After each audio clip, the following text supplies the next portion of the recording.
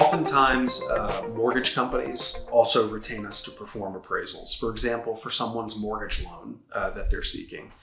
And the reason that they're doing that is relatively obvious. They need to know the value of the collateral. So one of the ways that the loan is secured is through, of course, securitizing and placing the property as collateral against the loan. And so, for obvious reasons, the mortgage company needs to know what their collateral is worth when they're extending those funds. So there's a few different avenues. If you have an appraisal done and you feel as if it's inaccurate, the first thing that you can do if you're the client is reach out to the appraiser directly and discuss it. Part of the inherent challenge in real estate appraisal is that you're selling your opinion of value. And so obviously there's some degree of subjectivity that's applicable to that process. But for the most part, appraisers simply want to reflect the market and do what's right and form a credible opinion. So if you're the client, I would recommend just speaking with the appraiser. If you have an appraisal done through your lender and you're not pleased with the result, then the step is based on that lender's requirements.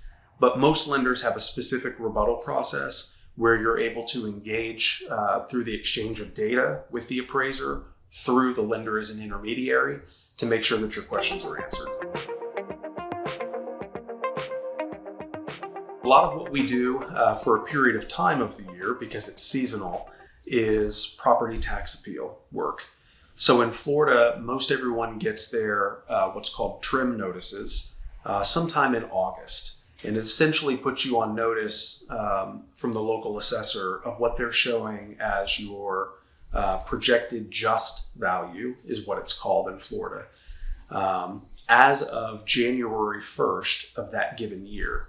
So when you receive a trim notice, say in August of 2022, that is a value that is intended to be connected to the just value, which is different than market value, but the just value on January 1st of 2022. If you're not pleased with that number and you want to dispute it, you can oftentimes reach out to your local assessor directly. That's great. And a lot of folks have success going about that on their own.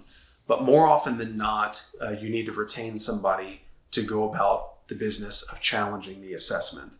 And again, that's a significant volume of work that we do, both in an appraisal capacity, but more often in our consulting division.